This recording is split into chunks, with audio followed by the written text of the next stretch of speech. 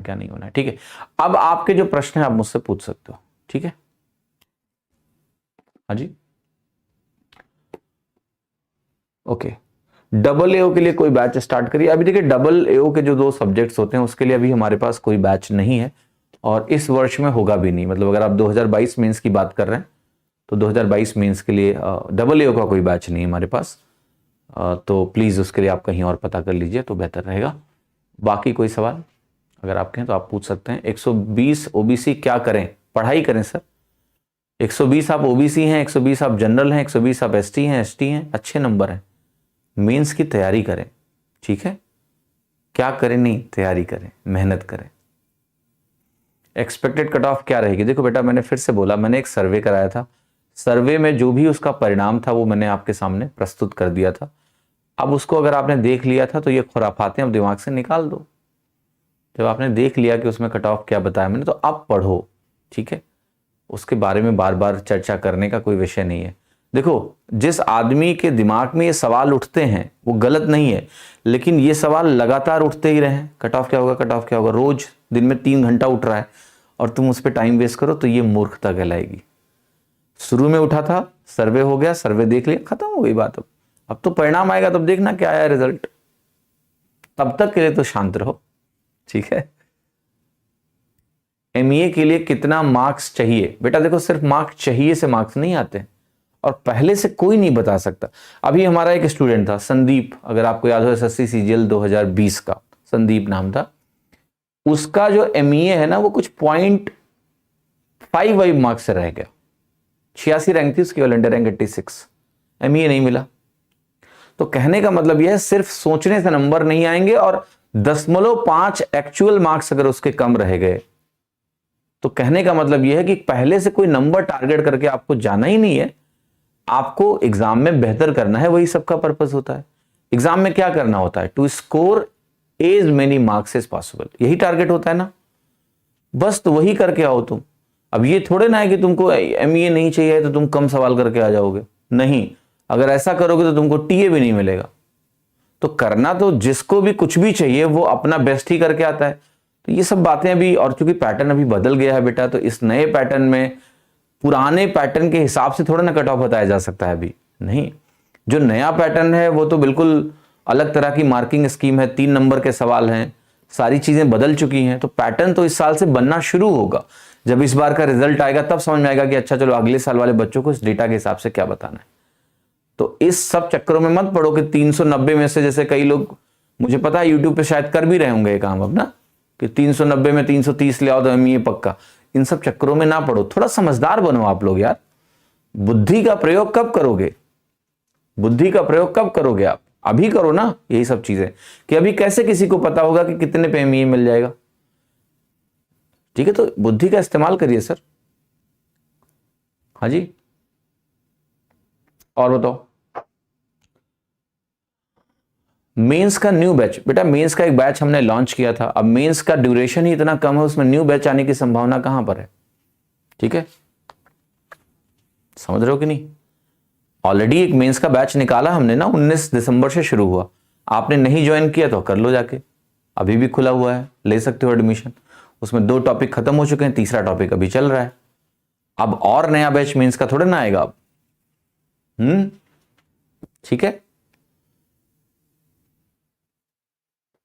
SC category वालों को ज्यादा फायदा है। देखिए ये जो बातें हैं ना, इनका कोई महत्व तो नहीं है बेटा। अगर आप एक्सक्यूज खोज रहे हैं तो ये एक अच्छा एक्सक्यूज है। जो चीज है वो है। अगर रिजर्वेशन पॉलिसी है तो है। हम रिजर्वेशन पॉलिसी के फॉर या अगेंस्ट बैठ के डिबेट डिस्कशन कर सकते हैं, उससे तुम्हारा सिलेक्शन नहीं होगा। सिलेक्शन तो तभी होगा जब तुम अपनी कैटेगरी का कट ऑफ निकालोगे। तो उन बातों में क्यों घुसना जो नहीं बदलना है, जो चेंज ही नहीं होना है, उसके बारे में क्यों बदलना? समझ रहे हो कि नहीं मेरी बात? तो जो तुम्हारे पास अवेलेबल है तुम्हें वहीं फाइट मारनी है ना, तो वहां फाइट मारो तुम। इन सब बातों को बोल के आप अपने लिए एक्सक्यूज क्रिएट करना चाह रहे हो, क्या फायदा उसका? ठीक है, और बताओ रिजल्ट कब तक आएगा? रिजल्ट यार, तो रिजल्ट तो आ जाएगा मेरे ख्याल से आपका 20 जनवरी तक रिजल्ट आ जाएगा आपका प्रीलिम्स का, टीयर 1 का 20 जनवरी तक रिजल्ट आ जाएगा। और कुछ? मेंस कब तक होगा? मैंने बोला मार्च के पहले हफ्ते को मान के चलो, होली के पहले हो जाए शायद मेंस आपका। होली कब है? 7 तारीख को। बस पेपर दे के मस्त होली खेलो जाके जमक के।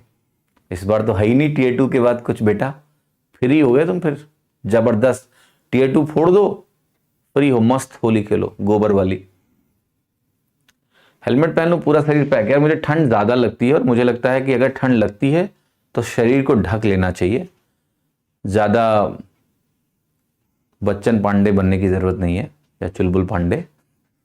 कई लोगों को मैंने देखा है ठंडी लगी जा रही है, स्वेटर नहीं बनेंगे, भोकाल दिखाना है। मैंने कॉलेज में ऐसे लड़कों को देखा है कि लड़कियों के सामने भोकाल दिखाने के लिए। कुछ लोग होते हैं जिनको ठंड नहीं लगती है, मैंने ऐसे लोगों को भी देखा है, उनको सच में ठंड नहीं लगती है, वो ऐसे एडजस्टेड हैं तापमान से कि उनको नहीं चाहिए। और कई लोग से कि लड़कियों को दिखाना कि यार ठंडी में भी बिल्कुल टी शर्ट में घूम रहे हैं, तो वो नहीं पहनते थे। फिर ठंडी उनको पकड़ती थी, 10 दिन पड़ते थे बिस्तर में।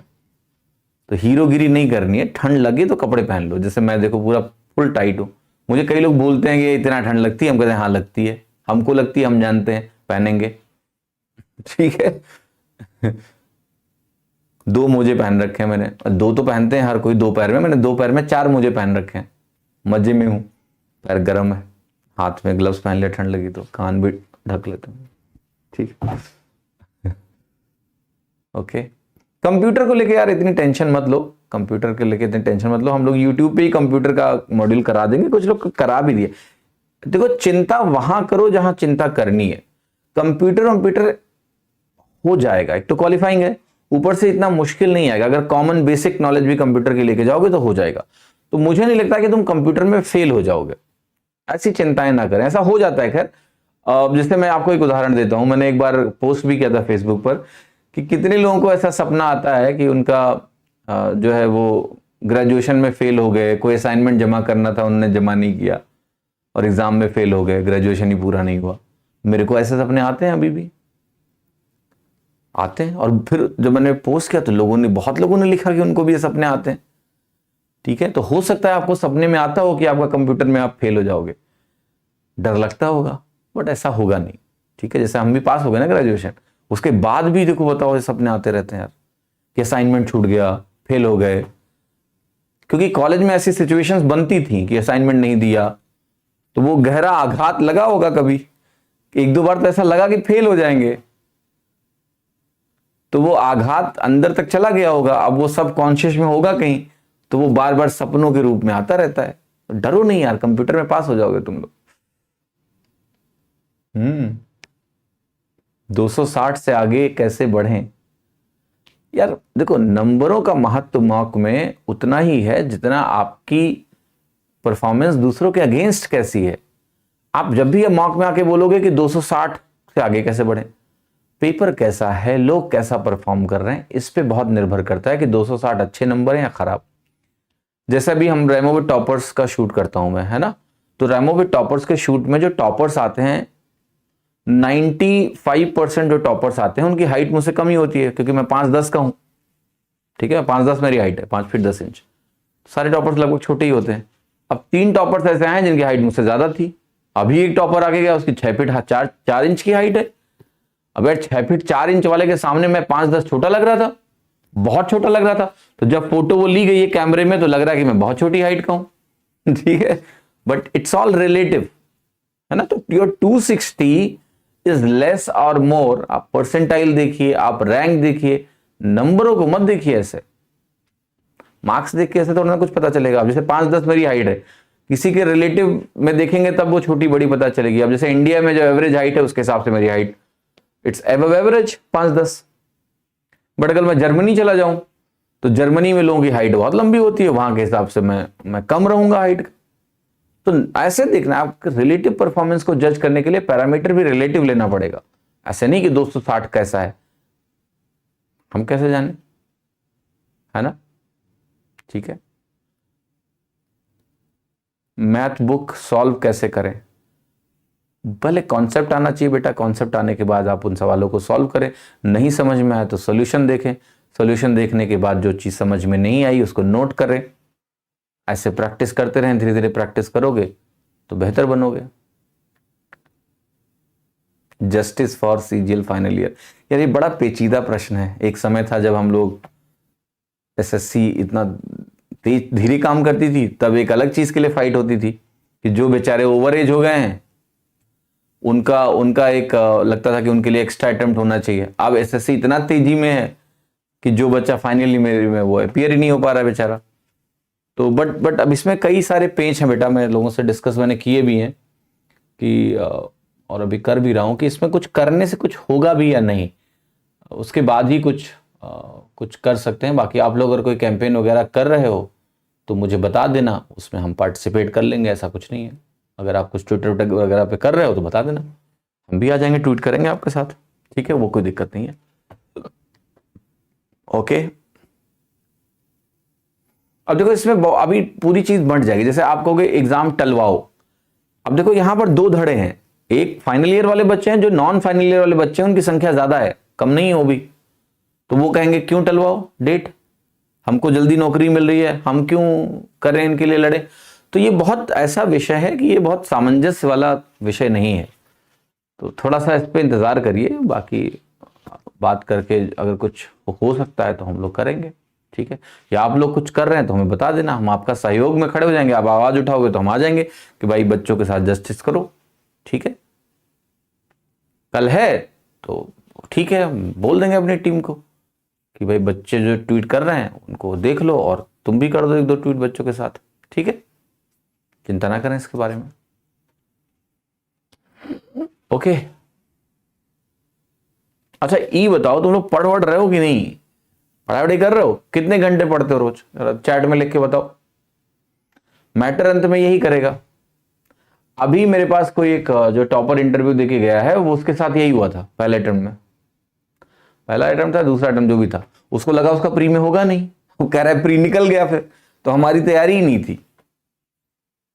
और फिर कह रहा कि मैंने मेहनत तो बहुत करी उसके बाद, लेकिन ऑलरेडी 1.5 महीना खराब कर चुका था मैं, फिर मेहनत तो बहुत करी मैंने, बट लिस्ट में मेरा 2 नंबर से फाइनली रह गया, वरना उसी साल मेरा हो गया होता। तो ये फर्क आ जाता है जब आपका सिलेक्शन हो जाएगा और अगर आप ठीक से तैयारी नहीं कर रहे हैं ना अभी, तो ये मामला फंस जाएगा, फिर तुम्हारी तैयारी होगी नहीं, फिर तुम कितना भी दम लगाओगे वो 1-2 नंबर से पीछे रह जाओगे। तो ऐसा ना करो, ठीक है। 10 घंटे कुछ लोग पढ़ रहे हैं, कुछ लोग 4 घंटे पढ़ रहे हैं। 4 घंटे तो बहुत कम है आईटीओ साहब, अगर आप नौकरी में है तो बात अलग है, वरना 4 hours is less. Let me be very honest about it. जंग बड़ी है, तुम 4 घंटे पढ़ के कैसे काम चलाओगे, ठीक है। पहली बात तो मैं 12 घंटे कोई कह रहा है या 10 घंटे कोई कह रहा है या कोई 4 घंटे कह रहा है, व्हाटएवर, 4 घंटे कम है यार, ठीक है, इनपुट आवर्स ही कम है। क्योंकि जब तुम 12 घंटे भी बोल रहे हो तो ये 12 घंटे इफेक्टिव पढ़ाई नहीं होती है। आपको पता होगा कि इसमें थोड़ा बहुत डिस्ट्रैक्शन भी होता है, तो जो इफेक्टिव आउटपुट निकलता है वो लगभग मान लेते हैं बेस्ट केस में भी 80% होता है। मतलब मुझे लगता है सबको ये ट्रैक करना चाहिए कि आज मैंने अगर 10 घंटे पढ़ा तो उस 10 घंटे को मैं इफेक्टिवली कैसे बोलूं कितने घंटे मैंने पढ़ाई करी, क्योंकि उसमें बहुत सारे डिस्ट्रैक्शंस भी होते हैं बीच बीच